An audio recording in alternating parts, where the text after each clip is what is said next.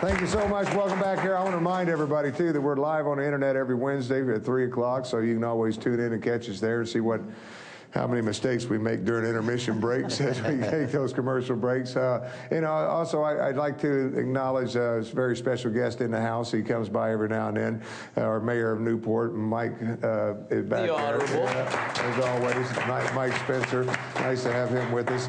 Now I want to introduce our guests on the show here today. This is Bill and Lori Warren and K's Camp. I want to talk about K's Camp, a very special camp, and it's very special to you guys. Let's talk about Kay first of all and hear a little bit about her. Well, Kaylin was 17 years old, and she was playing field hockey and kind of collapsed on the field. We took her to the ER, and she was diagnosed with leukemia. Kaylin wanted to run a bed and breakfast her whole life. So when she was diagnosed with leukemia, she decided that this would be a camp for kids with cancer. And when she came home with hospice care, she asked us to start it. Yeah, and which was something very special to her because, you know, during that time, she would love to have some place to go and just enjoy nature a little bit and enjoy life for a week or so. I mean, so you guys have been working hard and raising monies because it takes money to put on things like this. And getting started, I mean, very successful so far. You know, we're definitely going to have a camp this year. So K's Camp's going to, where's it going to be, Lori? It's going to be down in Clayton, Delaware at St. Joseph's Center for Community Service. It's a beautiful 225-acre property, and Kaylin saw this property 2 days before she passed away and said, Mom, this is where I want my camp. Yeah, so you can join Kaylin because I'm sure she'll join you guys down there for that, and it's going to be an annual thing. And you know, one thing, why do we need a camp here in Delaware? I mean, you know. Well, Delaware doesn't have an oncology camp for children.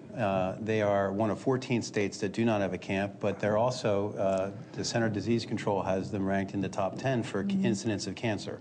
So it's important to establish a camp here. AI sends all their kids to camps in Pennsylvania and New Jersey. So so it's something we don't have that we need. Yeah, and one of the higher cancer rates right here in this state, and it's amazing to me that we're so far behind on this. And you guys, like I said, have put a lot of work into this, and you know, it's special. And you know, it's special to you, but it's going to be special to a lot of kids. Folks out there that have kids that are going through this, there's still time to sign up for the camp and all that. How do you go about doing that? Well, on our website, kscamp.org, there are applications for counselors, for staff, for medical staff, and for campers. The campers will have to be cleared medically by their doctors, but we will have 24/7 medical coverage at camp. We will have a doctor on site at all times, and we will have oncology nurses around the clock. There'll be 4 nurses on every shift. Yeah, because I know you worked hard on getting that put together. Had a lot of doctors step up to the plate, a lot of nurses, and the hospital care right around the corner. So you know, you guys did a lot of work on setting that up. Well, we initially we've contacted the Helen F. Graham Cancer Center and AI DuPont, and they have both are going to be involved. Helen Graham is supplying the doctors and also the oncology nurses and pediatric nurses, as well as AI. There will be some oncology nurses for pediatric oncology nurses as well. Plus AI DuPont is going to be providing consultation for their kids that are going to be at camp. So we're very excited. We've had amazing support from both institutions. Yeah, but it still takes money, and you know, and that's what we want to talk a little bit about today. There's still time for people to give and get involved with it. You mentioned something about volunteers, because when you're having a camp, you definitely need people down there to help run the camp. But how do people get involved money-wise, first of all? Well, money-wise, they can go to our website and either pay by PayPal. They can send a check in. But basically, we are starting from scratch. We have nothing. We have no beds. We have no Band-Aids. We have nothing. So all the things that are donated to us are going to go for the camp. We've estimated that it's going to be about $1,250 per child per week, because this camp is free to any child who wants to come.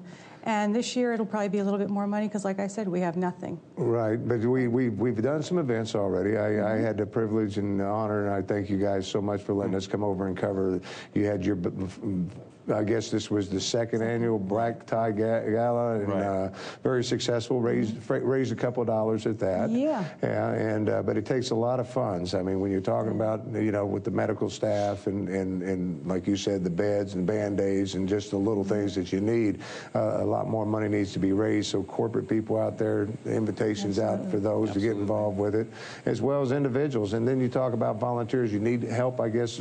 Yes, we're currently accepting applications for counselors and for staff members. We need people to work in the kitchen. We need people to work as counselors. We need both male and female counselors. They have to be 21 years old or older. All of our counselors will be CPR certified, and if they're not currently certified, we're offering a course in the summer to be certified.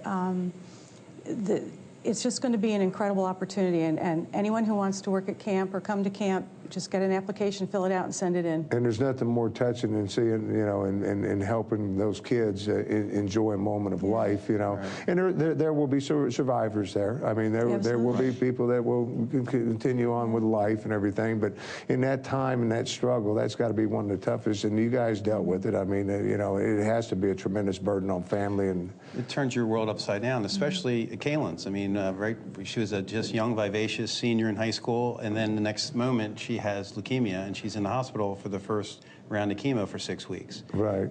And that's when, going through that process over and over again, she realized that, she wants to establish a camp so kids can just be kids, so they can have some normalcy in their life. Right, because when you're going through that, unless people see that hands-on, you really don't know, and experience it. You really don't know how difficult that is, especially for young ones. I mean, it's got to be, because you're trapped in a hospital all day.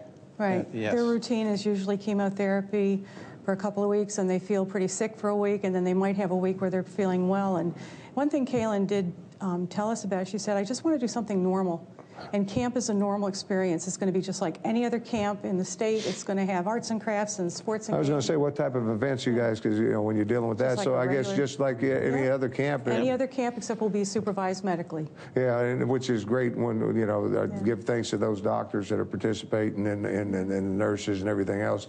But you still have an opportunity to get involved, especially funds-wise. I mean, this is a tough time, economy-wise and everything else. And, it's tough to raise money, anywhere. But a very good cause, folks. I'm telling you, if you see it on TV, these kids that are going through it and everything, just give them a day outside the hospital and down at, Kay's camp. Because I had a chance, what a lovely young lady Kay was, because I didn't meet her personally, but I had a chance to chit-chat with some of her friends she went to school with. I mean, she was very well loved and liked. Yes, I mean, very socialite, I should say, and out there and active in a lot of things and everything. Yeah. God bless both of you, and thank you so much. And anything we can do to help, we'll be there, of course, and we need you to help too. So get involved with Kay's Camp. It's happening in August. For more information, the website one more time. kayscamp.org. That's that It's simple. camp with a K, KAYSKAMP.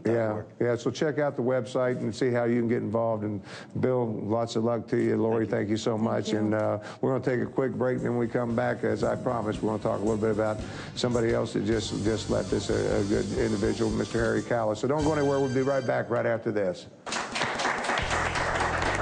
out more about the Tim Paul Show and other positive promotion productions, then log on to our website at www.posprotv.com.